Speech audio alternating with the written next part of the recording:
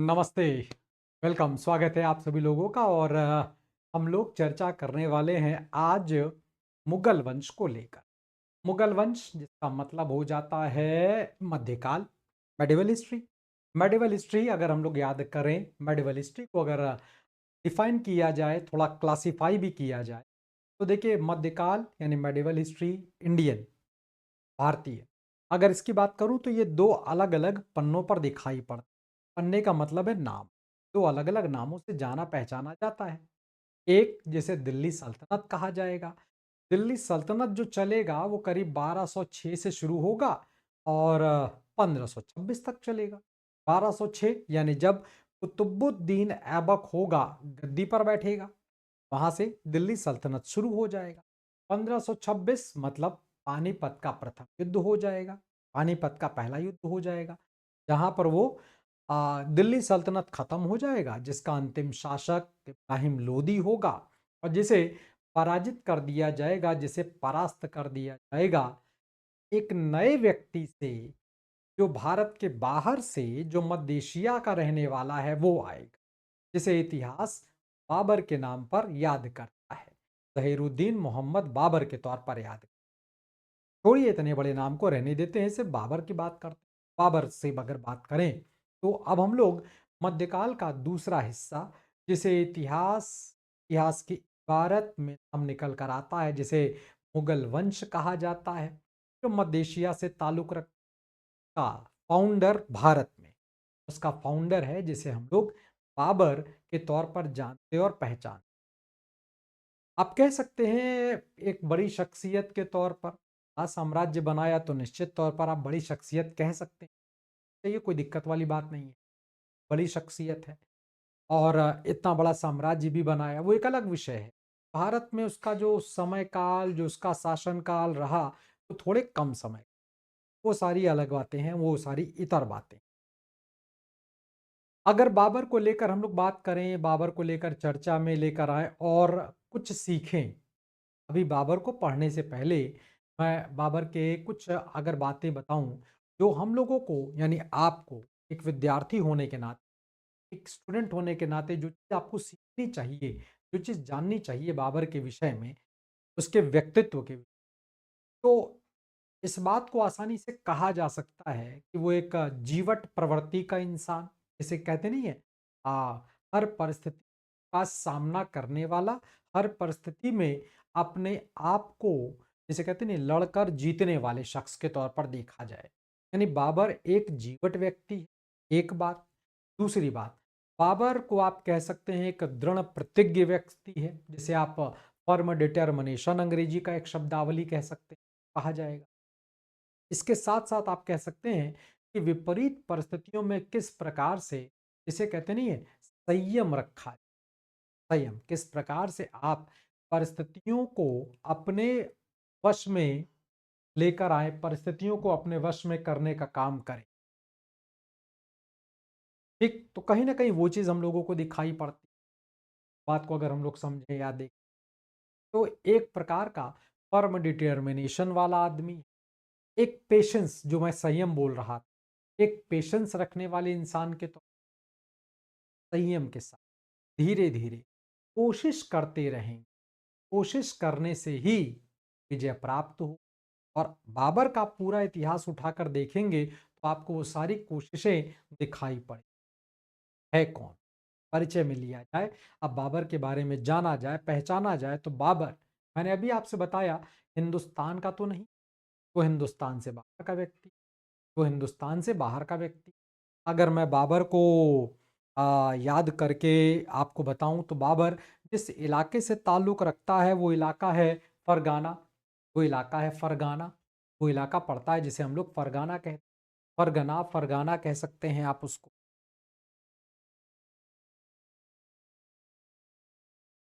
ठीक, तो बाबर जिस जगह से ताल्लुक़ रखता है, उस जगह को हम लोग याद करते हैं फरगना। अच्छा, इसी को कुछ लोग फरगाना भी कह देते, फरगाना भी कह देते। ठीक है, एक ही बात है, परेशान मत होइए। बाबर की अगर मैं भारत की बात करता हूं, तो बाबर करीब 1526 से लेकर के 1530 तक ये वो उसका शासन काल है, यानी इस दौरान वो भारत में रूल करता हुआ आपको दिखाई पड़ेगा, ये उसके भारत के शासन करने का समय। और गाना की अगर बात करता हूँ तो आज वर्तमान समय में एक जगह है जिसे हम लोग अंदीजन या आंदीजन कहते हैं, ठीक है, ये यहाँ पर अंदीजन। अब ये कहाँ पर है, तो इसकी अगर बात किया जाए तो ये वर्तमान समय में जगह पड़ती है जिसे आप कह सकते हो समरकंद। समरकंद, समरकंद की अगर बात करूं तो ये इलाका पड़ता है आजकल का उज्बेकिस्तान। उज्बेकिस्तान नाम सुना होगा, उज्बेकिस्तान का। उज्बेकिस्तान का नाम सुना होगा आप लोगों ने। ये रूस के जिसे रशा कहा जाता है, उसके पास का एक देश है। एक बात, दूसरी बात, अगर मैं उज्बेकिस्तान की बात करूं और थोड़ा 1991 के दौर में चला जाऊं, यानी 1945 से लेकर 1991 के बीच, मोटे तौर पर 45-46 वर्षों के लिए लेकर देखूं, तो आप लोगों ने एक नाम सुना होगा यूएसएसआर, जिसे सोवियत संघ कहा जाता था। सेकेंड वर्ल्ड वॉर के बाद, द्वितीय विश्व युद्ध के बाद, आप देखेंगे शक्ति की दो धुरियां बन गई, पोल्स बन गए। उनमें से एक पोल जिसका नाम निकल कर आया, जिसे हम लोग यूएसए कहते हैं, यूनाइटेड यूनाइटेड स्टेट्स कहा जाता है, अमेरिका, जहां पर वर्तमान समय में आप जानते ही हैं डोनाल्ड ट्रंप साहब वहां के राष्ट्रपति बन गए हैं। और दूसरा है आपका रूस, जो कभी यूएसएसआर हुआ करता था। तो जब ये यूएसएसआर हुआ करता था आफ्टर सेकेंड वर्ल्ड वॉर, तो एक अजीब प्रकार की शब्दावली सुनी जाती है, एक अजीब प्रकार का युद्ध सुनाई पड़ता है। इसमें प्रत्यक्ष कोई लड़ाई नहीं है, जिसे कोल्ड वॉर कहा जाता है, शीत युद्ध कहा जाता है। तो शीत युद्ध के दौरान शक्ति के दो केंद्र बने, एक अमेरिका बना और एक आपका यूएसएसआर बना। फिलहाल मान्यताओं के अनुसार अभी भी ये दोनों विश्व की महाशक्तियां हैं, सुपर पावर के तौर पर जानी जाती। तो 1990 तक जो यूएसएसआर था, ये उज्बेकिस्तान उसका हिस्सा हुआ। मिखाइल गर्बाचोव, ये वो नाम है जो कि यूएसएसआर के अंतिम प्रेसिडेंट थे, क्योंकि उन्हीं के ज़माने में यूएसएसआर टूटा, बिखरा, और उसके बाद करीब 16-17 नए देश निकल कर आए। Uzbekistan, Kyrgyzstan, Tajikistan, Ukraine, Chechnya, ऐसे बहुत सारे नाम, ऐसे बहुत सारे देश बन गए। उन्हीं में से एक, फिलहाल हम लोग बहुत पहले की बात कर रहे हैं, तब तो यूएसएसआर और ऐसे शब्दों के बारे में न सुना और शायद किसी ने सोचा भी नहीं। तो फरगाना मावरा उन नहर, इसका एक नाम और आपको मिल जाएगा, जिसे आप कह सकते हैं मावरा उन नहर, ठीक है। तो मावरा उन नहर, ये जो जगह पड़ती है, जगह यही है। यहाँ के शासक हुआ करते थे बाबर के पिताजी, इनका नाम मिर्जा उमर शेख है। कुछ लोग उमर शेख मिर्जा कहते हैं, बात एक ही, परेशान मत होइएगा। आप मिर्जा उमर शेख कह लीजिए या उमर शेख मिर्जा कह लीजिए, एक ही बात है। टाइटल है, उपाधि है, कभी आगे लिखी जाती है, कभी किताब में पीछे लिखी जाती है, उससे कोई फर्क नहीं। और इनके अगर बात करूं माता जी को लेकर के, तो बाबा, मैं पिताजी का भी नाम लिख दूं, परिचय दे दूं भाई पहले, के पिताजी का जो नाम है वो है मिर्जा उमर शेख। उमर शेख,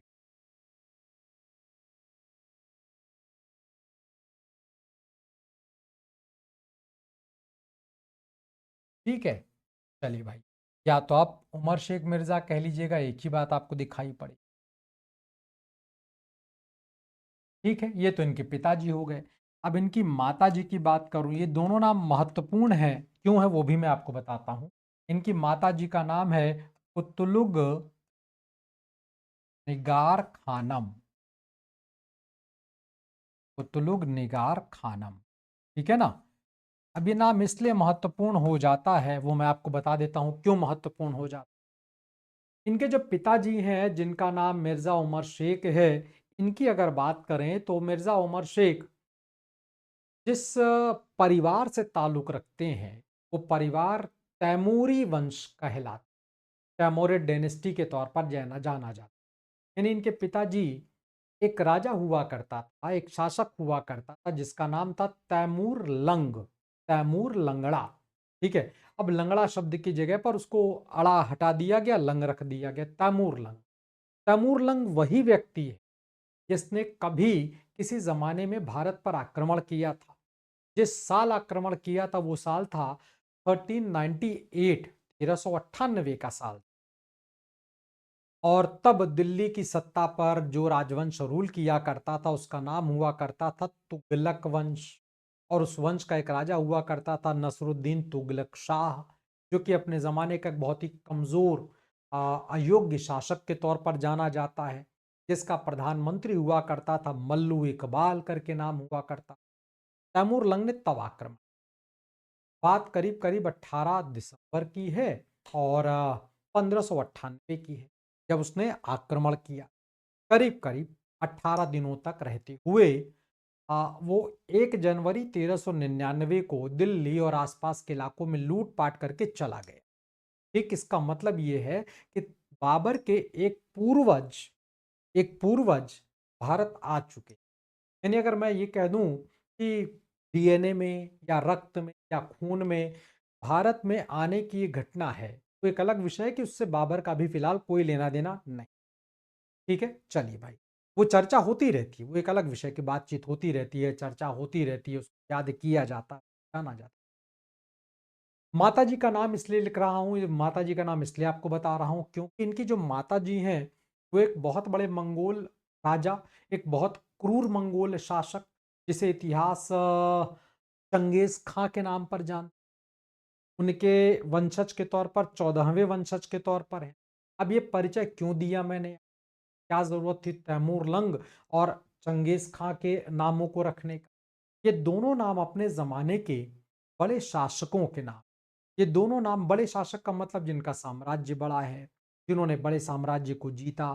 साम्राज्यवाद मोनार्कियल सिस्टम में तो सबसे बड़ी बात तो वही है ना, कि वो राजा जो, जिसने कई युद्धों को जीता, जिसने कई लोगों को पराजित किया, जिसने साम्राज्य का विस्तार किया, यही तो होता है मोनार्कियल सिस्टम। तो तैमूर लंग भारत आ चुका है।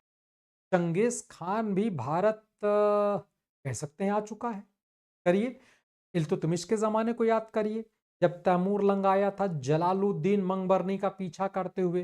वो अलग विषय रहा कि तैमूर लंग ने तत्कालीन परिस्थितियों को और जिसे कहते नहीं उस समय की हालात को समझा, जाना, परखा और उसके बाद जो है उसने मंगबरनी को मदद देने से मना कर दिया। मंगबरनी भागा तो सिंध के किनारे तक पहुंच चुका ये चंगेज खान उसका पीछा करते हुए चला गया। चंगेज खान नाम की आंधी आई तो, लेकिन इससे पहले कि वो उड़ाती, खत्म करती दिल्ली सल्तनत को, इस आपके इल्तुतमिश के साम्राज्य को, वो आंधी आई और आंधी चली गई। चलो खैर, यानी कुल मिलाकर दोनों शासक एक तरीके से देखा जाए तो हिंदुस्तान, भारत, इंडिया से परिचय में है। उस जमाने में भारत और मतलब इंडिया नाम तो नहीं है था, बाद में पड़ेगा आगे चलकर, है कि नहीं? क्योंकि बाबर के मतलब अगर आप देखेंगे तब वो पुर्तगाली वगैरह आएँगे, उसके बाद अंग्रेज आएँगे, तब कहीं जाकर नाम, खैर वो बात की बात।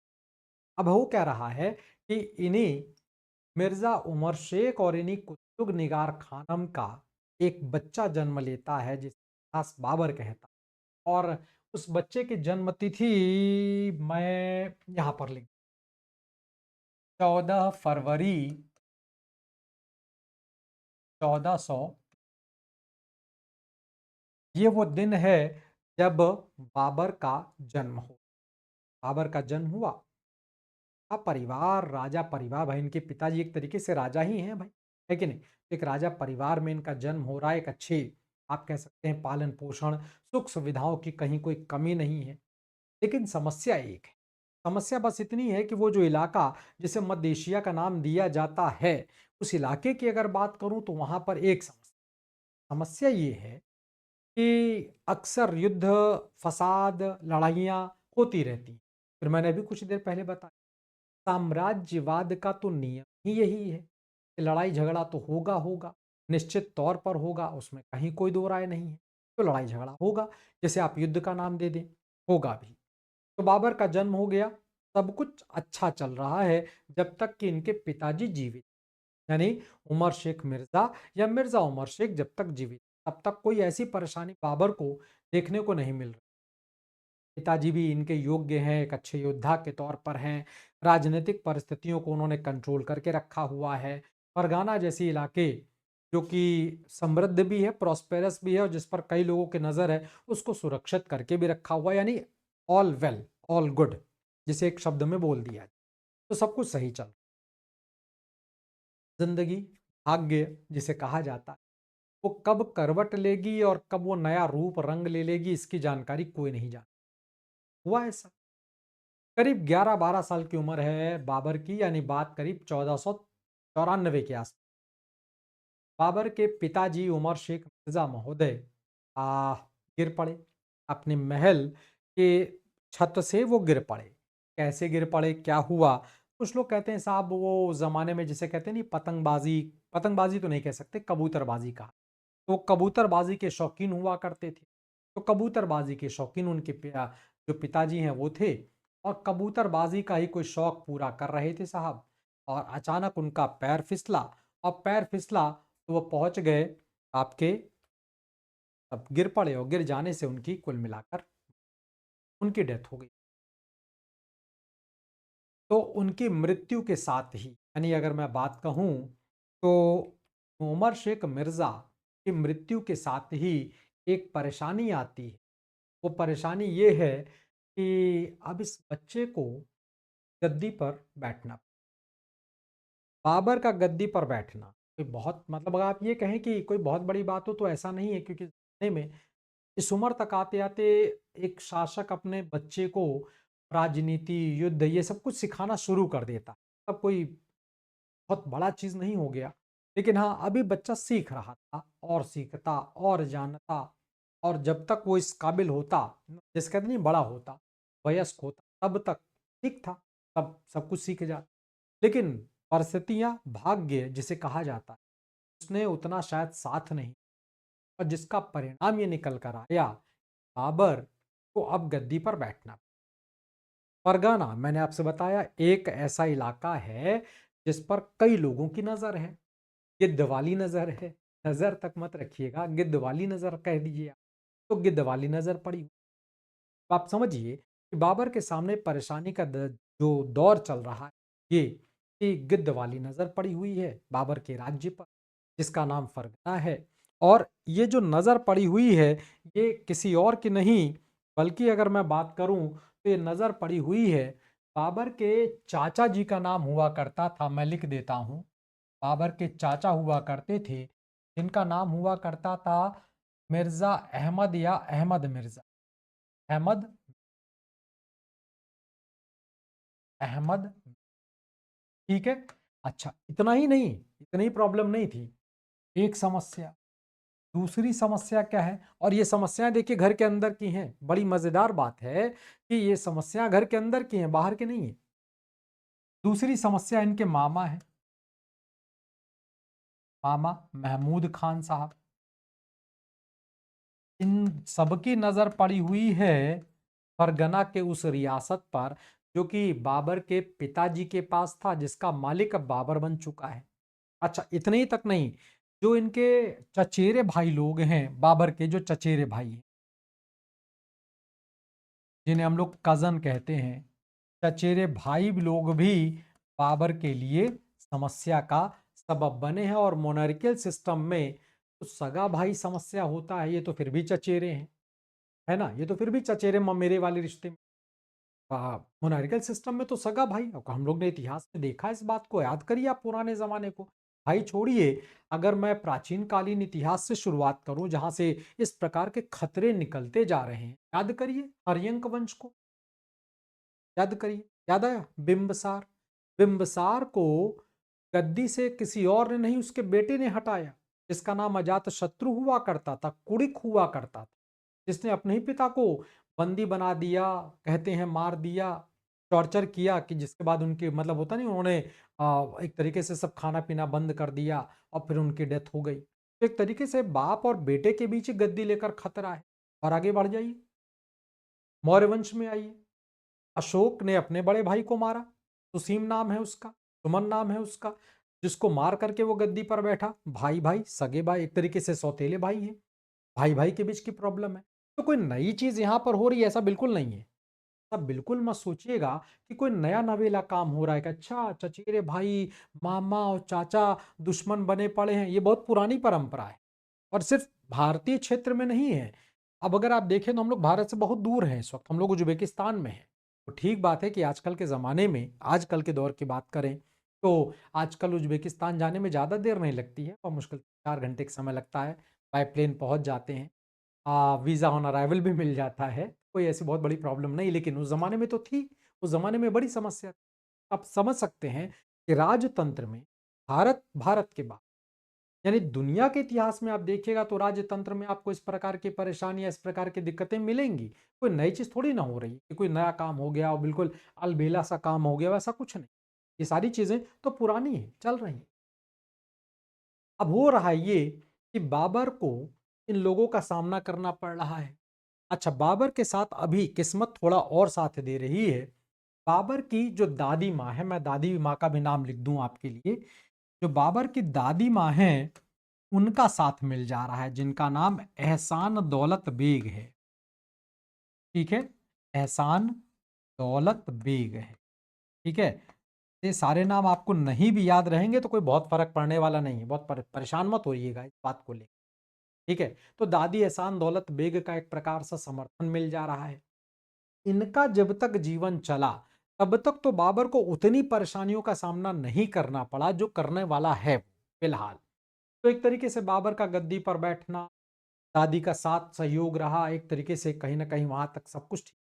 लेकिन दादी कब तक? एक दौर ऐसा भी आएगा जब दादी भी नहीं रही।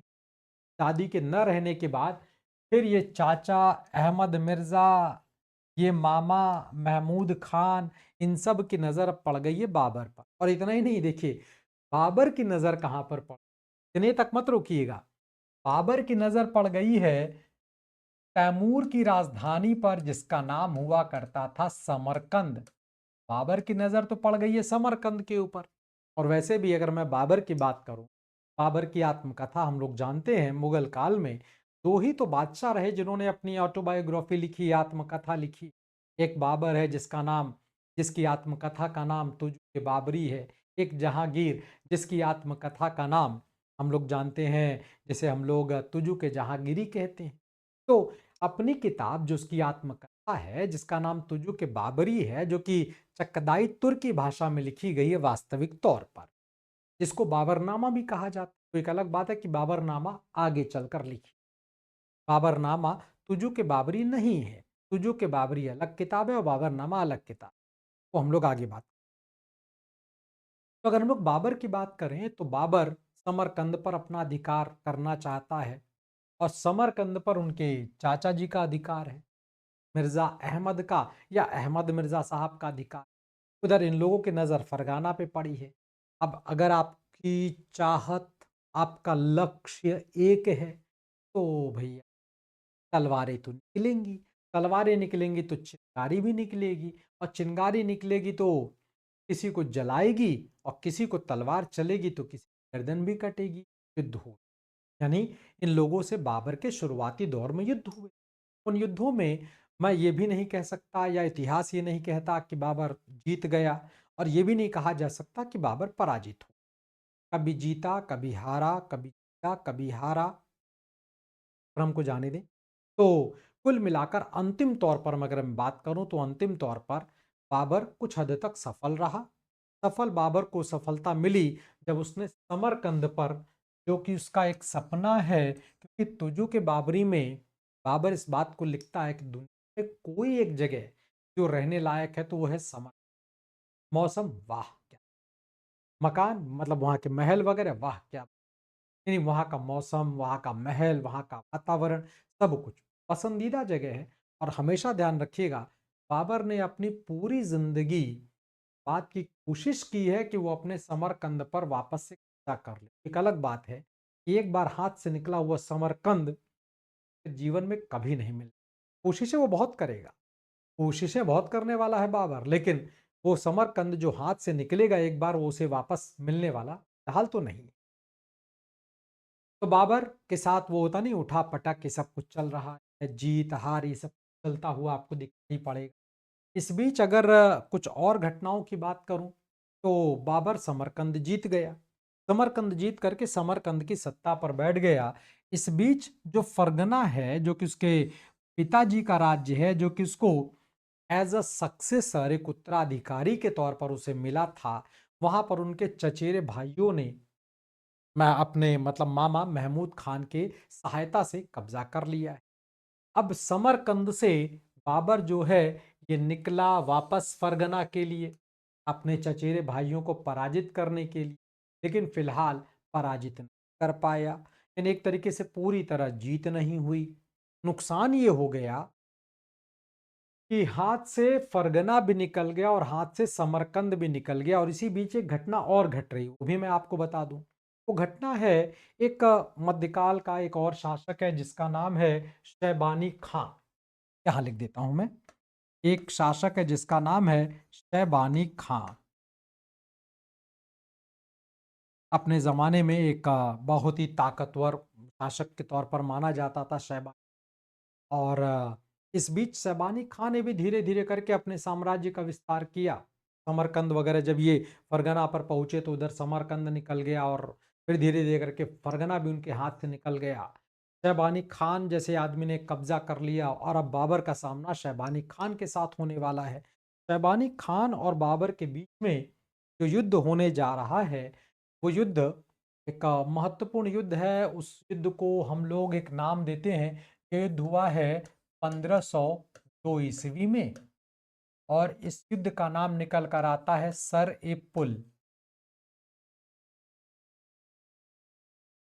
युद्ध का नाम निकल कर ये आता है सर ए पुल। ठीक एक जगह है, वहां पर युद्ध हुआ। इस युद्ध के नतीजे की बात करें तो इस युद्ध में बाबर हार गया। अब बाबर हारने के साथ साथ थोड़ा आप कह सकते हैं सरप्राइज भी हुआ।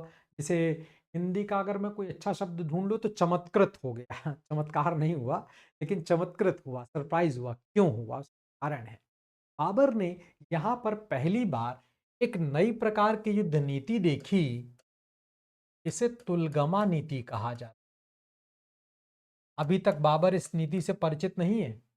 ये उज़्बेकी नीति के तौर पर है, इसमें तोप का प्रयोग किया जाता है और सामने वाले शत्रु को सरप्राइज किया जाता है कि हमारे पास तोप भी हैं, और तोप के एक रेंज में ले लिया जाता है, जिसके तहत तमाम प्रकार के वो होता नहीं, वो बग्गियां, बग्गियों के बीच में तोप को खड़ा करना, जिसको अपने आगे वाली सैनिकों की पंक्ति से एक तरीके से छिपा देना ताकि दुश्मन से देख ना पाए, और दुश्मन को एक तरीके से आ, इस तरह से उसको रणनीति बनाकर फंसाना कि वो इस रेंज में आ जाए। इसके बाद इन बारूद का, इन तोपों का प्रयोग किया जाएगा, और जिसके बाद उसे नेस्तनाबूद कर दिया। वैसे बड़ी नीति है, इतनी ही तक नहीं सीमित है, लेकिन सामान्य भाषा समझ ले। फिर इसको हम लोग आगे चलकर समझेंगे। तुलगमा नीति तोप का प्रयोग करते हुए, बारूद का प्रयोग करते हुए दुश्मन को चारों ओर से घेरना, और चारों ओर से घेर करके उसको नेस्तनाबूद कर दे। घेरने के लिए कई साधन होंगे। सेना के द्वारा भी घेरा जा सकता है, अन्य माध्यम भी होंगे, उनके द्वारा भी घेरा जा सकता है। तो तुलगमा नीति का प्रयोग किया। बाबर अब इस नीति से परिचित में नहीं। हाँ, बाबर इस नीति से परिचय में आ जाएगा, और ये नीति जब वो जानेगा ना, तो कहीं ना कहीं आने वाले समय में यही नीति का प्रयोग वो करने वाला है भारत के अंदर। जब वो प्रवेश करेगा कुछ समय के बाद, जब वो प्रवेश करेगा, तो वहां पर पहुंच करके इस नीति का प्रयोग करके वो अपने भारत विजय को पूरा करेगा। भारत पर क्यों आक्रमण करना चाहता है, किस लिए आक्रमण करना चाहता है, वो अभी मैं आपको बताता हूं। तो सरे पुल की लड़ाई, तुलगमा नीति, हार गया बाबर और भाग गया, भागना पड़ा। और इस बात को बाबर लिखता भी है कि इस बात का वो उल्लेख करता भी है कि देखिए भैया, युद्ध जीतने के लिए सबसे जरूरी चीज है वो एक है, वो है आपका जीवित रहना। जीवित रहना बड़ा जरूरी। और मैंने आपसे बताया था ना कि बाबर के व्यक्तित्व से थोड़ा सा हम हम सभी लोग इंस्पायर हो सकते हैं। जीत की इच्छा को बनाए रखना, उसके लिए लगातार प्रयास करना, एक दो पराजय मिल जाने से हताश और निराश नहीं।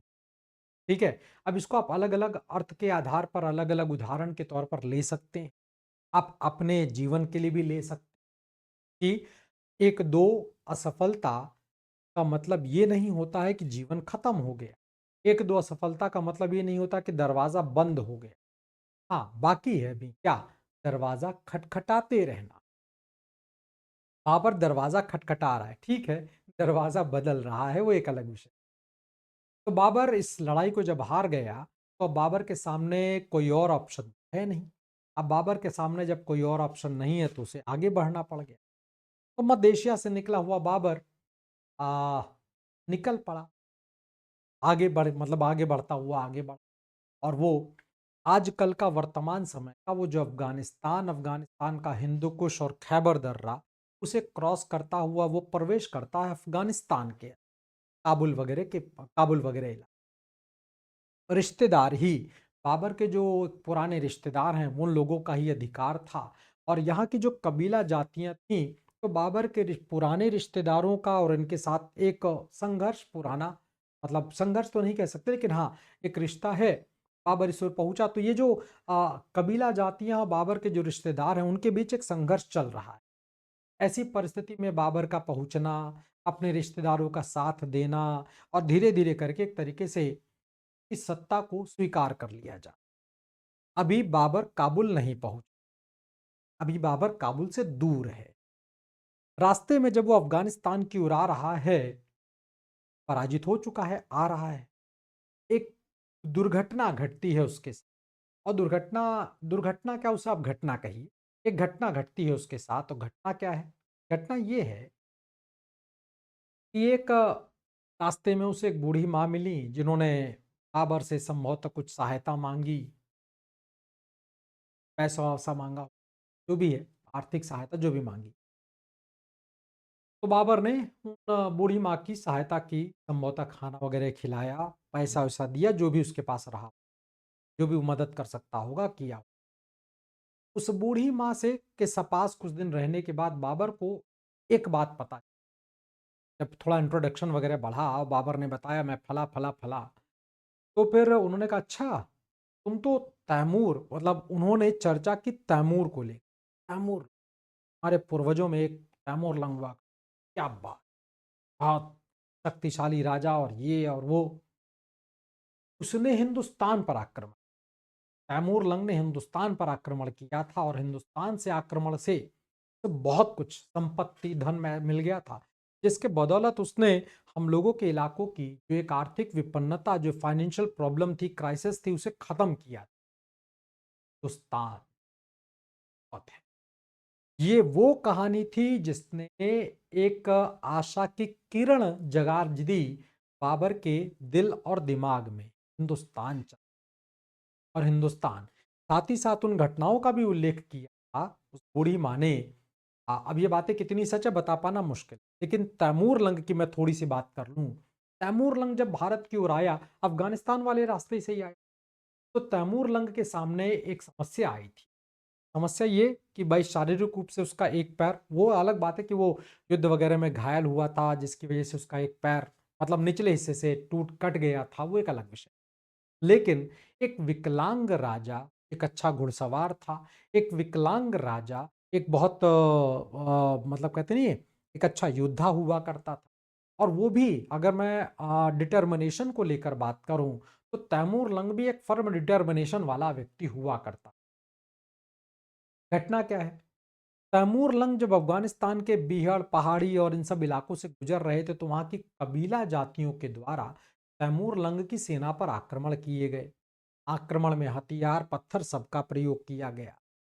वो अलग बात है कि तैमूर लंग ने अपने कुछ सैनिकों को खोया, कुछ की मृत्यु हुई, फिर आगे बढ़ा और विपरीत परिस्थितियों में पहुंचा। हालात कुछ ऐसे बन गए कि तैमूर लंग के सैनिकों के द्वारा, तैमूर लंग के सैनिकों के द्वारा जो परिस्थितियां बनी है कि तैमूर लंग के सैनिकों ने तैमूर से कहा कि वापस चला जाए। हाँ, ये सब पत्थर बिरान मुरान ये सब, और इन पत्थरों के बीच से, इन पहाड़ियों के बीच से पता नहीं कौन कौन निकल आते हैं, बड़ी दिक्कत होती है, ऐसा होता है वैसा। तैमूर लंग ने कहा भाई देखो, जिसको जाना है वो जाए, मैं तो हिंदुस्तान जाऊंगा, जिसको भरोसा है मुझ पर, वो चल सकता है, और जिसको नहीं भरोसा है वो जा सकता है। मैं किसी को रोकूँगा नहीं, किसी को टोकूँगा नहीं, और ये मत सोचना कोई पलट कर जाएगा तो मैं उसको मार दूँगा, ऐसा भी नहीं करने। लेकिन मैं जाऊँगा। आप में से कौन-कौन लोग हैं जो मेरे साथ आने को तैयार? कुछ देर के लिए तो अगर मैं एक हिंदी के मुहावरे का प्रयोग करूँ तो कहते नहीं, वो सुई पटक सन्नाटा, सिर्फ़ सिर्फ़ हवा का शोर, जो जिसे कहते नहीं, हवा बहती हुई चली जा रही है, हवा सनसन करती चली जा रही है, कुछ वैसी दशा बनती जा, यानी कोई उत्तर नहीं मिल पा रहा। तैमूर लंग ने किसी से उत्तर पूछा भी नहीं। कहते हैं वो आगे बढ़ा। अब जब वो आगे बढ़ा, तो पहले कुछ लोग आगे बढ़े। उन कुछ लोगों के पीछे-पीछे फिर कुछ लोग और आगे बढ़ गए। यानी कुल मिलाकर फाइनली वो चला आया। तो उस शख्स का जो इस प्रकार के विचार रखने वाला व्यक्ति है, आप सोचिए उसके बेटे के तौर पर, यानी उसके वंशजों के तौर पर जाना जाता है तो बाबर बाबर भी अपने काबुल अभियान तक जब पहुँचेगा ना, काबुल तक जब पहुँचेगा, तो उसके साथ भी यही परेशानियाँ आनी। उनके भी बहुत सारे सैनिक और बहुत सारे जो लोग हैं, बाबर को टोकेंगे, कहेंगे कहाँ यार ये सब जो है, वापस चलो। बाबर भी वही कहेगा जो कभी तैमूर लंग ने कहा। तो बाबर अब इंडिया क्यों रहा है? क्योंकि उसके बाद उसके दिमाग में सिर्फ एक चीज चल रही है, एक पिक्चर, एक इमेज चल रही है, वो है हिंदुस्तान, और हिंदुस्तान का वो पैसा जो उसे वापस दिलवाएगा अपना समरकंद, जो दुनिया की एक जगह है रहने लायक। ये बात बाबर जिंदगी में भूल नहीं पाया, और जिंदगी भर इस बात के लिए उसने कोशिश की है। याद रखिएगा, बाबर 4 साल भारत में रहा। अभी हम लोग बाबर की लड़ाइयों की चर्चा करेंगे, सब कुछ बात करेंगे। लेकिन मैं एक बात फिर से आपको याद दिला दूं, बाबर भारत में रहना ही नहीं चाहता था। बाबर काबुल में रहना ही नहीं चाहता था। उसका तो एक ही लक्ष्य था, उसका एक ही सपना था, समरकंद वापस प्राप्त कर। वो एक अलग विषय है कि वो ऐसा कर पाया। खैर, अब बाबर काबुल की ओर आगे बढ़ा, और करीब करीब ये बात है 1504 के। 1504 का वर्ष होगा जब बाबर काबुल पर अधिकार करे। काबुल पर अधिकार कर लेगा, आसान नहीं है। जितनी आसानी से हम लोगों ने लिख दिया और बोल दिया, ये उतना आसान नहीं। काबुल पर अधिकार करना, काबुल को जीतना अपने आप में एक मुश्किल काम, क्योंकि वहाँ की जो ज्योग्राफिकल चीज़ें हैं, मतलब जो ज्योग्राफिकल कंडीशन है, वो मध्य एशिया से, फरगना से, समरकंद से बिल्कुल उलट। समरकंद और फरगना से बिल्कुल उलट है। इसलिए कई सारी दिक्कतें हैं, लेकिन बाबर के पास वापस लौटने का, वापस चले जाने का कोई रास्ता ही नहीं है। बाबर के पास सिर्फ और सिर्फ दो ही रास्ते हैं। वो आगे बढ़े, अपनी शक्ति को स्थापित करे, या तो फिर वो अपने जीवन को त्याग दे। इसके अलावा और कोई रास्ता ही नहीं है उसका। तो जीवन त्याग नहीं सकता है, क्योंकि बाबर एक महत्वाकांक्षी का है, और जिस परिवार से ताल्लुक रखता है वहां पर तो जीवन त्यागने का तो कोई सपना ही नहीं है। जीवन ले लिया जाता है। चंगेज खान ने करोड़ों लाखों लोगों को मारा, ऐसा बोला जाता है, कहा जाता है बहुत सारे लोगों को मार। तैमूर लंग के बारे में तो उस परिवार से जो जीवन लेता है, वो जीवन दे कहाँ पाएगा, यानी अपने आप को कहाँ समाप्त कर। तो अब वो आगे बढ़ता हुआ काबुल की ओर गया। अपने पुराने रिश्तेदारों की सहायता बदौलत से उसने काबुल पर अधिकार कर लिया। लेकिन यहाँ पर रहकर उसने एक चीज सीखी, और वो चीज ये सीख कि साहब यहाँ का जो पॉलिटिकल क्लाइमेट है, ये समरकंद जैसा नहीं है, ये फरगना जैसा नहीं है। काबुल का जो पॉलिटिकल क्लाइमेट है वो कुछ अलग है। अलग मतलब, यहाँ पर एक सिद्धांत चलता है, जिसे कहा जा सकता है दैवीय उत्पत्ति का सिद्धांत। और इस सिद्धांत को बहुत पहले मौर्य राजवंश के लोग स्थापित कर चुके तरीके से देख, यानी राजा एक तरीके से कहीं ना कहीं डिवाइनिटी को रिप्रेजेंट कर रहा है। तो ऐसी बहुत सारी बातें कही गई और बताई। यहीं पर रहते हुए देखिए, अभी तक बाबर का, मैंने आपको नाम याद होगा तो मैंने बताया था, मिर्जा, मिर्जा शब्द का प्रयोग किया था, मिर्जा बाबर के तौर पर बोला था ना मैंने। तो मिर्जा टाइटल थी, लेकिन अब बाबर ने अपनी उस मिर्जा टाइटल को त्याग दिया, क्योंकि उसे पता चल गया कि यहाँ पर राजनीतिक परिस्थितियां अलग हैं। यहाँ पर अपने आप को राजनीतिक तौर पर स्थापित करने के लिए कुछ अलग करना पड़ेगा। सीखने वाला आदमी, जज्बा, ये होता नहीं है कि हम क्या क्या कर सकते हैं, क्या नई चीज सीखने को मिली, और नई चीज का हम किस प्रकार से प्रयोग कर सकते हैं। तो मतलब कहते हैं नई कॉन्सेप्ट। तो इसी दौरान आप देखिएगा 1507 में बाबर के द्वारा एक टाइटल लिया जाएगा और वो होगा टाइटल पादशाह। ठीक है, ध्यान में रखिएगा। अमूमन हम लोग बादशाह शब्द सुनते हैं, अमूमन हम लोग बादशाह शब्द का प्रयोग करते हैं, लेकिन उसने टाइटल पादशाह के लिया है। ये जो शब्द है पादशाह, वास्तविक तौर पर इस शब्द का जो मतलब होता है वो होता है स्वामित्व, वो मतलब होता है स्थायित्व। एक तरीके से स्वामी जो कि स्थायी तौर पर, मास्टर विद स्टेबिलिटी जिसे कहा जाए, तो स्वामित्व और स्थायित्व का परिचायक बनता है। ये एक तरीके से दैव्योत्पत्ति सिद्धांत को भी लेकर चलता है। और यही शब्द ध्यान रखिएगा, यही शब्द आने वाले समय में पादशाह बन जाए। ठीक है ना, वास्तविक तौर पर तो ये पादशाह था, लेकिन बोलचाल की भाषा में या अन्य तरह का की बात करूं तो धीरे धीरे कन्वर्ट होकर ये बादशाह। ठीक है, चलो भाई। अच्छा, इसी के पैरेलल में आपको बता दूं, जब काबुल में ये सब कुछ घटनाएं घट रही हैं, उधर दूर आगरा और दिल्ली में भी कुछ घटनाएं घट रही हैं, दिल्ली में विशेषकर घट रही हैं। बाबर के समय में, जब बाबर काबुल में है तो बाबर के समय में दिल्ली पर जो सत्ता काबिज है उसे कहा जाता है लोधी वंश, उसे कहा जाता है लोधी वंश। लोधियों का सबसे पावरफुल और पॉपुलर राजा है जिसका नाम सिकंदर लोधी है। उधर देखिए 1504 में जब बाबर काबुल पहुंच रहा है, उधर आप पहुंचिए सिकंदर लोधी के पास। सिकंदर लोधी दिल्ली की जगह पर आगरा का चयन कर रहे हैं अपने कैपिटल, अपने पॉलिटिकल सेंटर के तौर पर। दिल्ली की जगह पर आगरा का चयन कर रहे हैं। उसके पीछे उनकी राजनीतिक परिस्थिति, राजपूतों की ओर से बढ़ता हुआ खतरा, राजपूतों की ओर से बढ़ने वाला वो खतरा जिसका नेतृत्व उस जमाने का एक बहुत ही पावरफुल रूलर जिसे राणा सांगा कहा जाता, राणा संग्राम सिंह कहा जाता है, कहीं ना कहीं वो दिखाई पड़ रहा है। तो वो अपनी उनको नहीं पता कि बाबर आ रहा है, आने वाले समय में बाबर आने वाला है। वैसे भी भविष्य कल क्या होगा ये कहाँ पता होता है इंसान, है ना, तो को भी नहीं पता है। तो सिकंदर लोदी जो भविष्य समझ पा रहा है, जो राजनीतिक भविष्य देख रहा है, उसके हिसाब से बड़े फैसले। इसी समय आप देखेंगे, थोड़ी देर के लिए थोड़ा सा मिलाते चलिएगा क्योंकि ये आदमी आगे चलकर भारत में आने वाला है। तो आगरा शहर की स्थापना किया जाएगा 1504 वाले वर्ष में। 1506 में आगरा को राजधानी बनाया जाएगा। वही आगरा जो आगे चल करके बाबर की राजधानी के तौर पर बनता चला जाएगा। अब बाबर आ गया हिंदुस्तान, सॉरी अफगानिस्तान। बाबर आ गया अफगानिस्तान, अपनी सत्ता को उसने स्थापित कर लिया। कैसे? पादशाह जैसी टाइटल लेकर के, आयत्व का, जिसे कहते हैं परमानेंट बना लिया। लेकिन वो बूढ़ी माँ जो हिंदुस्तान की कहानी सुना चुकी है, जो हिंदुस्तान की संपन्नता, वैभव और इनके बारे में बता चुकी है, उस हिंदुस्तान का क्या? वो तो है, वो तो चाहत बनी हुई है। अब इस बीच, अच्छा इस बीच देखिए, अभी भी ध्यान दीजिएगा, अब करीब करीब आप यहां से देखिए तो मैं एक तिथि और लिख दूं, 1526।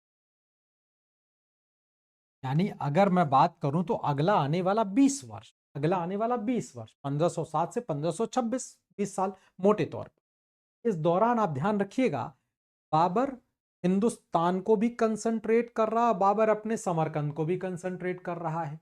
वो कोशिश इस बात की कर रहा है कि मुझे समरकंद मिल जाए, और जिसके लिए सेंट्रल एशिया की पॉलिटिक्स में कभी कोई ताकतवर कभी कोई ताकतवर हो रहा है। इस बीच क्या हो रहा है कि फारस, फारस फारस जिसे हम लोग ईरान कह देते हैं, मैं नीचे की ओर लिख दे रहा हूं आपके लिए, फारस जिसे ईरान कहा जाता है, यहाँ के जो शासक हुआ करते थे तो उनका नाम हुआ, देखिए शाह तो उनकी टाइटल हुआ करती थी, फारस यानी कि ईरान, जिसे पर्शिया भी कहा जाता है।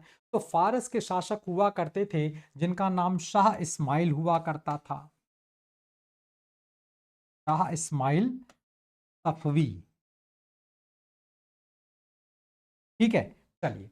तो बाबर ने इनके साथ संबंध बनाया, संबंध राजनीतिक तौर पर, ताकि भाई हमें समरकंद जीतने में इनका साथ और सहयोग मिल जाए। पारस का ये व्यक्ति सेंट्रल एशिया से ताल्लुक रखने वाला, और ये भी राजनीतिक तौर पर अपना विस्तार कर रहा है, तो उसको भी लगा ठीक है भाई चलो साथ देते। लेकिन जो सफलता मिलनी चाहिए थी वो सफलता फिलहाल मिल नहीं पाई।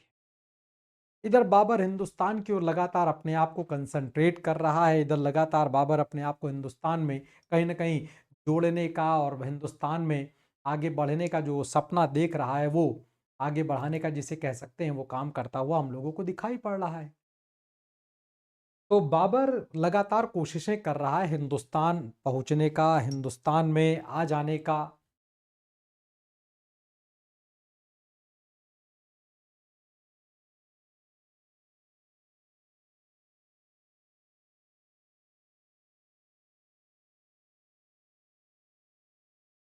तो हिंदुस्तान पहुँचने का, हिंदुस्तान में आ जाने का जो वो लगातार फैसला करता जा रहा है। की बात करें तो भारत पर वो आक्रमण करने से पहले अगर मैं बात करूँ, तो बाबर जो है वो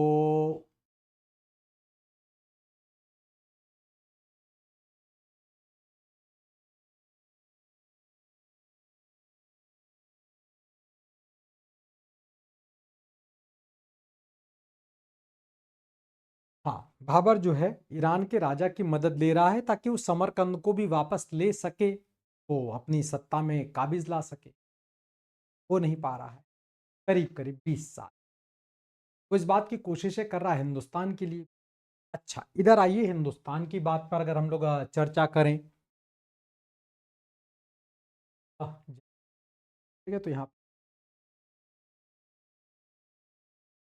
हाँ, अब देखिए बाबर कर क्या रहा है कि हिंदुस्तान पर अपना कब्जा बनाए रखने के लिए, मतलब कब्जा इन द सेंस कब्जा करने के लिए, पानीपत की लड़ाई जो 1526 में होने जा रही है, उससे पहले वो भारत के बाउंड्री पर 4 से 5 बार आक्रमण करने वाला। पानीपत की लड़ाई से पहले लगभग लगभग 5 आक्रमण करेगा। भेरा पर, उच्च पर, मुल्तान पर, ये जो बॉर्डर स्टेट पड़ते हैं ना, जो आजकल का पाकिस्तान का इलाका लगता है, तब तो था नहीं, आगे चलकर बना। तो इन इलाकों पर वो छोटे-मोटे आक्रमण करके आप कह सकते हैं कि टोह ले रहा है। क्या कह सकते हैं? टोह ले रहा है।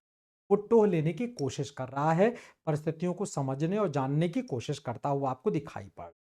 अच्छा, इस बीच अगर हम लोग भारत की बात करें, भारत की थोड़ी-सी राजनीति की फिर से बात, हिंदुस्तान में आपको याद है कि लोदी वंश है। लोदी वंश का सिकंदर लोदी, सिकंदर लोदी जो 1517 में जिसकी डेथ हो गई बीमार पड़ जाने की वजह से। उसके बाद गद्दी पर बैठ गया इब्राहिम लोदी, जो कि सिकंदर लोदी का बेटा है, बड़ा वाला बेटा है। वो एक अलग बात है कि लोदी लोग वास्तविक तौर पर अफ़गान हैं। यानी एक तरीके से देखा जाए जो जिस जगह पर अब बाबर ने कब्ज़ा कर लिया है, वो अफ़गान ही लोग हैं जो वहाँ पर जाकर रूल कर रहे हैं। यानी एक तरीके से मैं कह सकता हूँ कि अफ़गानों के युद्ध की नीति, अफ़गानों की लड़ने वाली नीति या बहुत कुछ वो कुछ मतलब बहुत कुछ वो जान चुका है, अफ़गानिस्तान में रहते रहे। और अब इस बीच उसे कुछ और खबर मिल रही, और खबर ये कि इब्राहिम लोदी को का विरोध हो रहा है और उनके ही अपने चाचा वगैरह कर रहे हैं, अपने ही रिश्तेदार कर रहे हैं। और इसी परिस्थिति पर बाबर लगातार कंसंट्रेट कर रहा है। देखिए बाबर 2 जगहों पर लगातार कंसंट्रेट कर रहा है, याद रखिएगा। बाबर ईरान के सहायता से, ईरान के शाह की सहायता से समरकंद वापस प्राप्त करने की चाहत में रहता है। साथ ही साथ वो हिंदुस्तान पर भी नज़र बना कर रखा है, क्योंकि वो बूढ़ी माँ वाली कहानी याद है। क्या है? ढेर सारी संपत्ति मिलेगी, संपत्ति की बदौलत वो कहीं न कहीं बड़ी सेना तैयार करेगा और फिर वो ईरान के शाह की सहायता बिना लिए भी भारत को वापस अपने समरकंद को वापस प्राप्त कर, यानी कुल मिलाकर ये सब कुछ उसके दिमाग में चल रहा है। मैंने आपसे कहा था ना, महत्वाकांक्षी, और कहीं न कहीं जीवन में जिसे कहते हैं ना जीतने की इच्छा, कहीं न कहीं उसके दिमाग में ये बात तो है, चल रही है। अब इस बीच बाबर जब 15 पानीपत की अगर हम बात करें तो पानीपत का जो पहला युद्ध चलेगा, पानीपत का पहला युद्ध जो कि 21 अप्रैल को होगा, 21 अप्रैल 1526 को होगा। इस लड़ाई में इब्राहिम लोदी ये पराजित होंगे, बाबर जीतेगा। ठीक, फिर आपने बहुत सारी बातें पढ़ी हैं, आप जानते हैं अच्छी तरह। पहली बार तोप का प्रयोग किया गया, वो तुलगमा नीति जिसके बदौलत कभी बाबर खुद हार गया था, उस तुलगमा नीति का प्रयोग उसने इस लड़ाई में किया।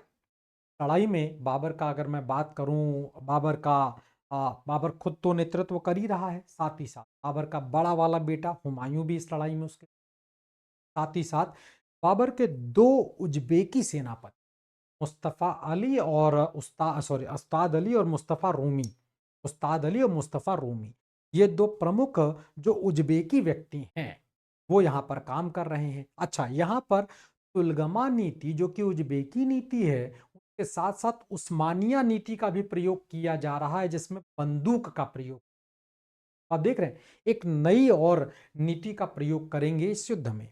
उस्मानिया नीति भी है और आपकी तुलगमा नीति, जो कि उज़्बेकों की नीति। तो दोनों को एक तरीके से देखा जाए तो मिला करके ये काम किया जाए। उस्मानिया जिसको हम लोग अगर थोड़ी देर के लिए याद करें तो आपको याद आएगा 1453 जब कॉन्स्टेंटिनोपल पर ऑटोमन टर्किश रूलर कब्जा करेंगे। ऑटोमन शब्द जो पढ़ते हैं आप ना, वास्तविक तौर पर ये उस्मानिया वंश के ही लोग हैं। उन्हीं के लिए ऑटोमन शब्द का प्रयोग किया जाता है रोमन लैंग्वेज।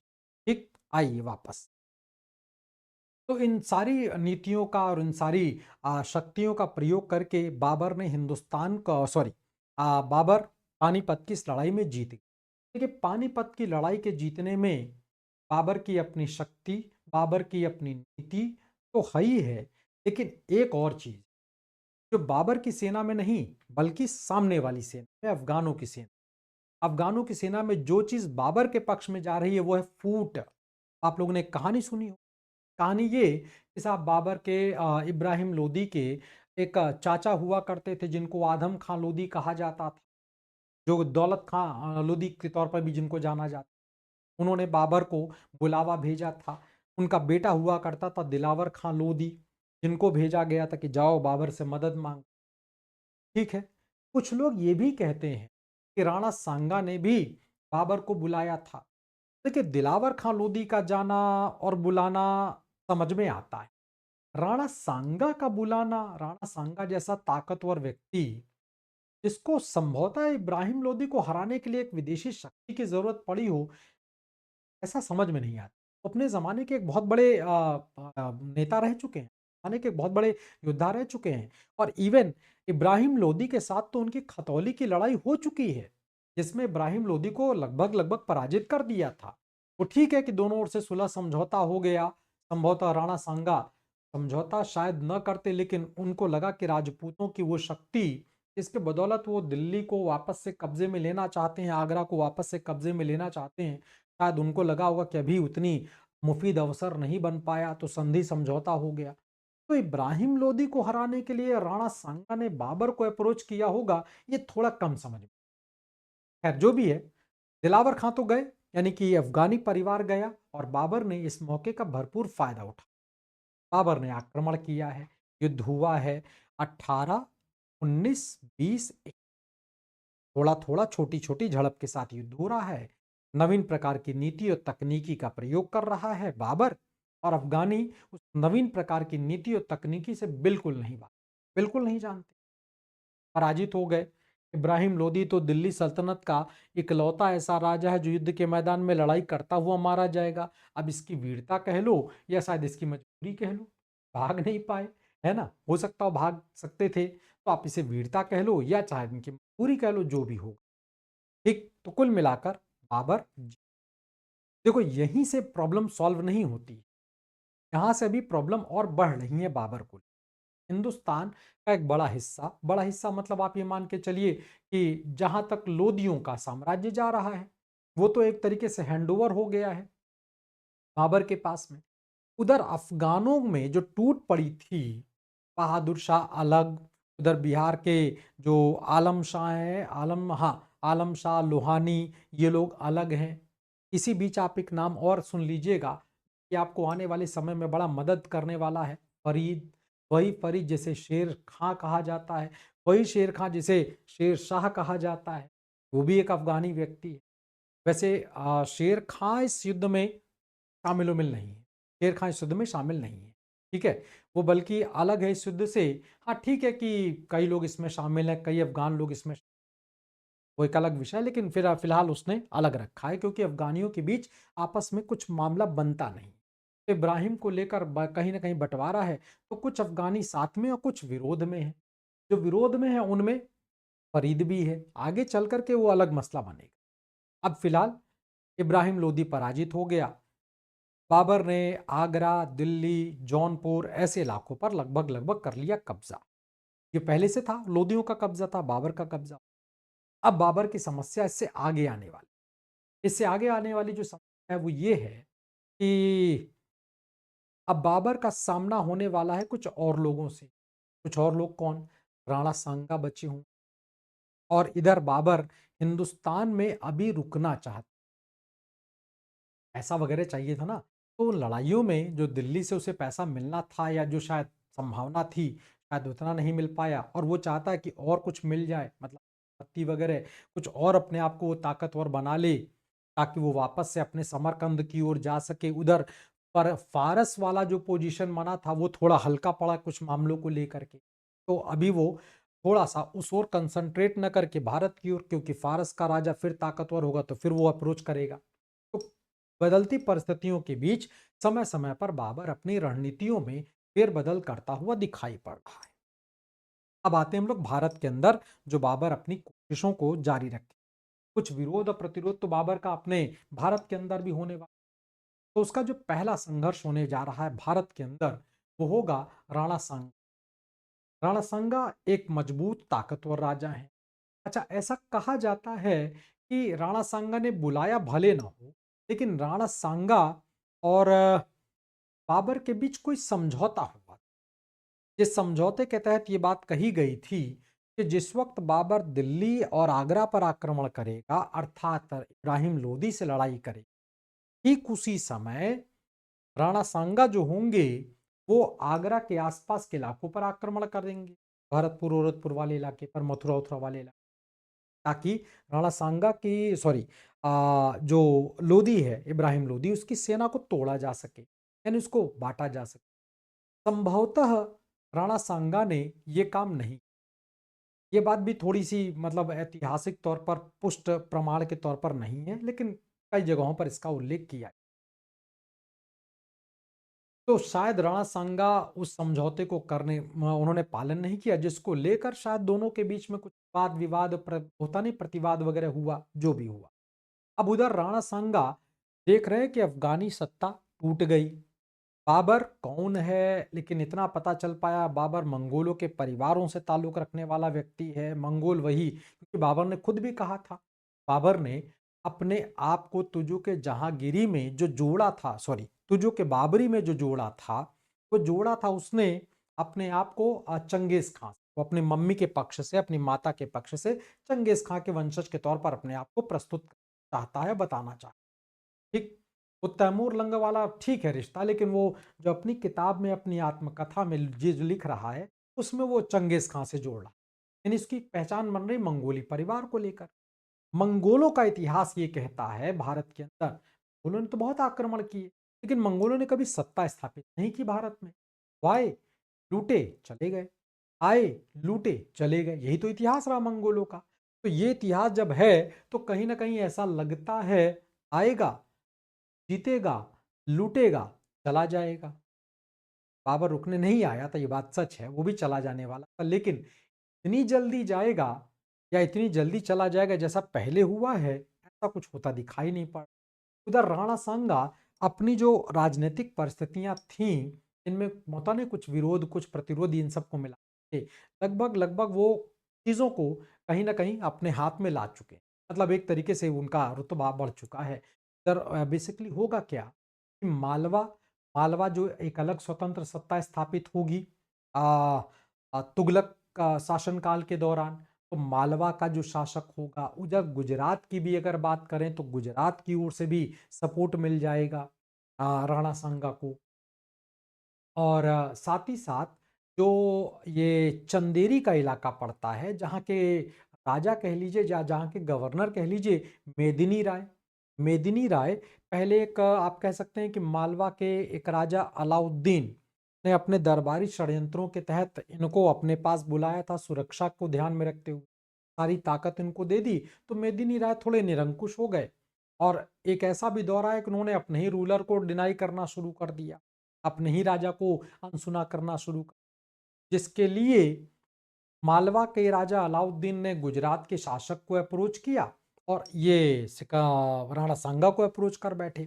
संभवतः जो भी कुछ विवाद विवाद हुआ उसमें फाइनली राणा सांगा का रुतबा बढ़ गया। राणा सांगा अपने जमाने के एक ताकतवर राजा है भी, जिसका उल्लेख बाबर खुद भी कर रहा है। खैर, अब इन लोगों के बीच लड़ाई थन गई है, लड़ाई होने वाली है। राणा सांगा और बाबर के बीच में जो लड़ाई होगी उसे हम लोग जानते हैं खानवा के युद्ध। खानवा या खानवा एक ही बात है, खानवा या खानवा। ये युद्ध हो रहा है 1527 में। वो एक अलग विषय है कि बाबर ने ये युद्ध न हो इसके लिए बड़ी कोशिशें की, यानी राणा सांगा को अप्रोच करना, राणा सांगा को पॉलिटिकली मतलब हमारे पास साथ आ जाइए, हम आपके साथ मतलब संधि समझौते करने की करना, जिसके लिए राणा सांगा ने मना कर दिया ना, कोई समझौता कोई संधि वगैरह। तो रास्ता एक ही जगह जाता है, वो रास्ता जाता है उस ओर जो कि एक युद्ध का मैदान है, जैसे खानवा या खानवा के तौर पर जाना जाता है। कुछ जगहों पर इसको कनवाहा भी लिख दिया, तो उससे परेशान मत हो जाइए, ठीक है। युद्ध हो जाता है। इस युद्ध में एक अजीब सी घटना घटी। अगर मैं दोपहर तक की बात, तो दोपहर तक राजपूत सेना ताकतवर हो गई है, मतलब हो नहीं गई, ताकतवर है, वो 20 पड़ रही है। मुगल सेना कमजोर पड़ रही है और संभवतः उसके पैर उखड़ने वाले हैं अगले कुछ घंटों में। पैर उखड़ने का मतलब है सपना टूट जाए, पैर उखड़ने का मतलब है जो सपना देखा है वो सब। समरकंद कैसे, ये पैसा ही तो मुझे समरकंद दिलवाए, और मध्य एशिया में अपनी जो एक पॉलिटिकल धाक है वो कैसे जमा, हिंदुस्तान का पैसा ही तो उसे वो जमाने में मदद करेगा। तो अब बाबर, अच्छा बाबर के पढ़ा लिखा लड़का तो था ही, तो बाबर ने, अच्छा बोलने की शैली भी उसकी बहुत अच्छी, तो कहते हैं बाबर ने एक जोशीला भाषण दिया। संभवतः ये उसके परिवार की एक पुरानी परंपरा के तौर, कभी ये काम तैमूर लंग ने भी किया हुआ था, जोशीला भाषण दिया था। जब उसकी सेना ने आगे बढ़ने से लगभग लगभग मना कर दिया, तब उसने जोशीला भाषण दिया था, अपने पैर को दिखाया था, जो कि मतलब होते नहीं वो परिस्थितियों के जो तमाम विपरीत परिस्थितियां भौगोलिक तौर पर और युद्ध वगैरह जो कबीला लोगों से हो रहे, पैर की चोट, टपकता हुआ खून, उसके बाद भी जोश से लबरेज ना चलेंगे। तो वैसे कुछ बाबर भी है, तो बाबर ने भी एक जोशीला भाषण अपने सैनिकों को, जोशीला भाषण दिया, युद्ध नहीं है ये धर्म युद्ध, गजा है, और इस धर्म युद्ध को जीतना है ना। गाजी जैसी टाइटल ले रहा हो, इस युद्ध को वो एक प्रकार का जिहाद घोषित कर देगा, धर्म युद्ध टाइप का घोषित। और इवन वो यहाँ तक कहेगा कि मैं अब शराब नहीं पीऊंगा, मतलब कई सारे उसने अपनी घोषणाएं वगैरह की और अपने सैनिकों को मोटिवेट किया, तो ऐसा हो जाएगा वैसा हो जाएगा। याद करो काबुल को क्या मिला, और उससे पहले के दौर को याद करो क्या मिला। अब जब सब मिलने वाला है तो तुम लोग पीछे भाग रहे हो, तो भाग के कहाँ जाओगे, समरकंद मिल जाएगा, नहीं मिलेगा। समरकंद चाहिए तो हिंदुस्तान तो जीतना पड़ेगा ना, यहाँ का पैसा ही तो वहाँ काम आएगा। चलो भैया, मामला कुल मिलाकर लड़ाई हुई। ये जो दोपहर बाद का युद्ध रहा, ये निर्णायक रहा।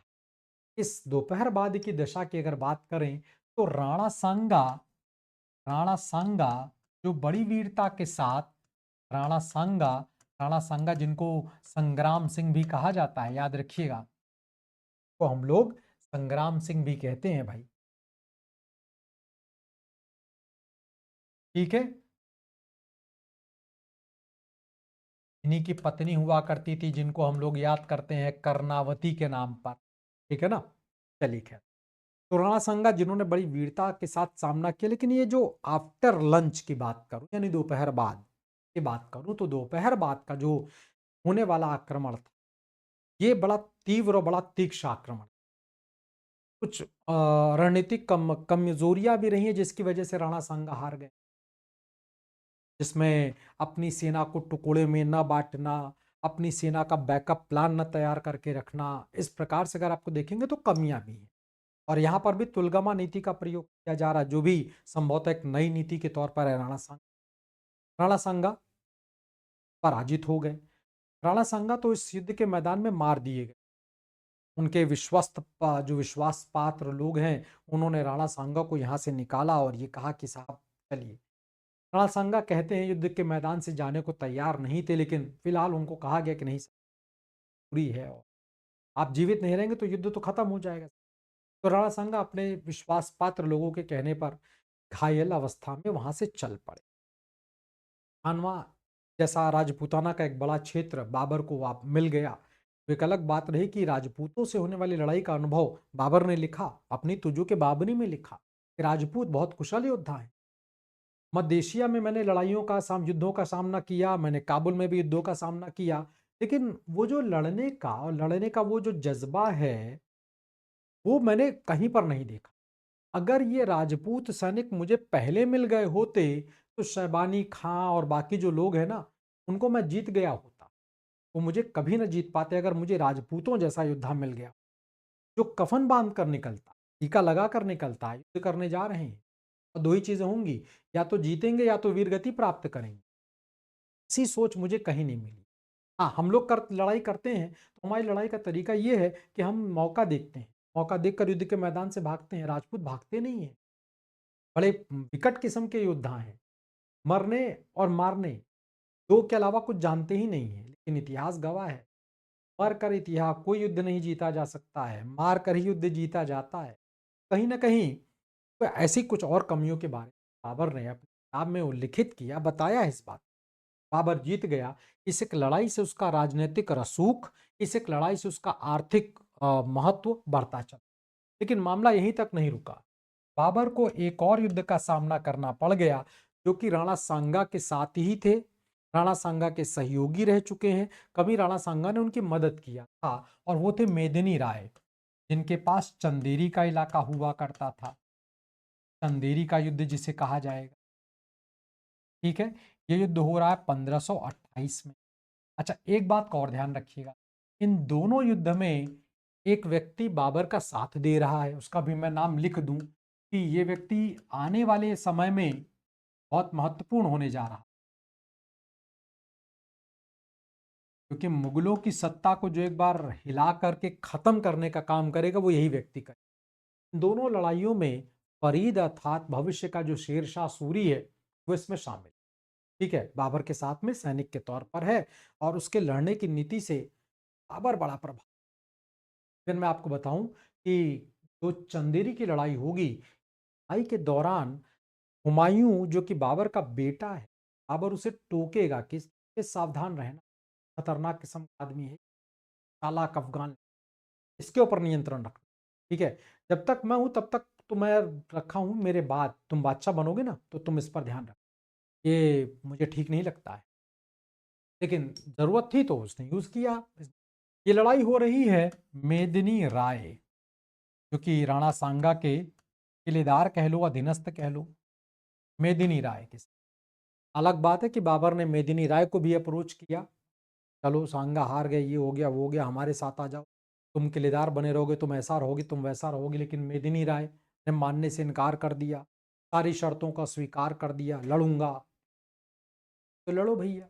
तो दोनों लोगों के बीच लड़ाई हो, इस लड़ाई का भी वही नतीजा आया जो पहले वाली लड़ाई का रहा, आसान नहीं था।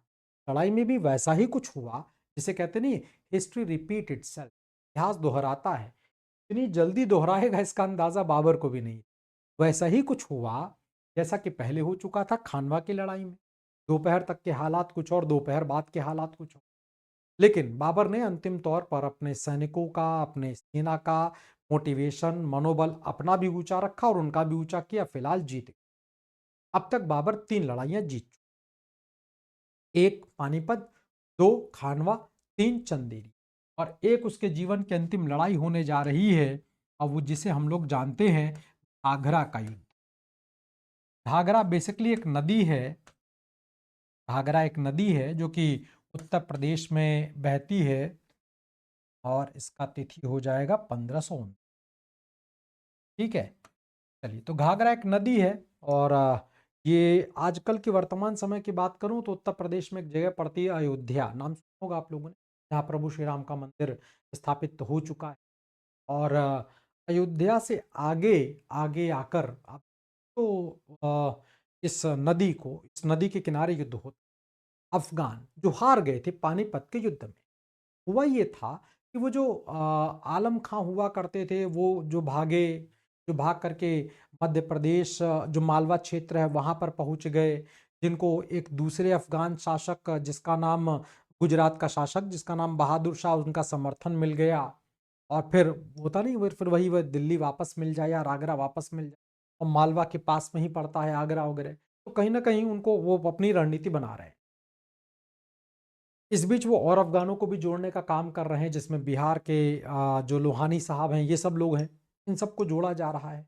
फरीद नाम का ये लड़का जो शेरशाह सूरी से जो बाबर के साथ युद्ध कर चुका था, वो इस तीसरे वाली लड़ाई में आया ही नहीं। ना वो अफ़गानों की ओर से आया, ना तो वो पहुँचा आपके बाबर की। क्योंकि ये अफ़गानों के लिए नौकरी भी कर चुका था, तो वो एक तटस्थ रहने का काम करेगा। इस बीच मुगल सेना की जो कमियाँ जानना था, वो जान चुका। शेरशाह सूरी कहा जाएगा, वो जान चुका था उन समस्याओं, उन दिक्कतों को, उन कमज़ोरी। फिलहाल इस लड़ाई में एक बार फिर से बाबर जीत गए, अफ़गान हरा दिए गए। ध्यान रखिएगा, हरा दिए गए, ख़त्म नहीं किए गए। अफ़गान हरा दिए गए और एक तरीके से अफ़गानों का काफ़ी दूर तक पीछा किया गया। बाबर का एक सेनापति हुआ करता था जिसका नाम हुआ करता था मीर बाकी। मीर बाकी वही जिसने बाबरी मस्जिद बनवाने का काम किया था। खैर, ये 4 लड़ाइयाँ अब तक बाबर लड़ चुका है, जीत चुका है। उधर याद रखिए, वापस जाना है वापस जाना है। वो भी उसका अभी सपना खत्म नहीं हुआ है। ईरान का जो राजा है, ईरान का जो शाह है, उसके साथ लगातार जिसे कहते नहीं है, संधि, समझौते, बातचीत लगातार चल रही है। तो वहाँ से चीज़ों को आगे बढ़ाया जाएगा, आगे देखा जाएगा, वो चीज़ें चलती हुई आपको दिखाई। फिलहाल इन जीत के बाद बाबर अपनी ज़िंदगी को आगे बढ़ाता, लेकिन वो फिलहाल ऐसा कर नहीं पाया, क्योंकि 1530 में जनवरी का महीना होगा, बाबर बीमार पड़ जाएगा और बीमार पड़ गए बाबर की डेथ हो जाएगी। वो एक अलग बात है कि इस बीमारी को एक षड्यंत्र का नाम दिया जाएगा कि एक कॉन्स्पिरेसी थी, जो बेसिकली ठीक है। फिलहाल बाबर की चर्चा को हम लोग यहीं तक रखते हैं। अगली मुलाकात में लोग बाबर के पुत्र हुमायूं के बारे में चर्चा करेंगे। हुमायूं के बारे में जाना जाएगा, हुमायूं ने क्या किया, कहाँ-कहाँ पर, के बारे में चर्चा। फिलहाल अभी के लिए इतना रखते हैं। बहुत बहुत शुक्रिया, बहुत बहुत धन्यवाद।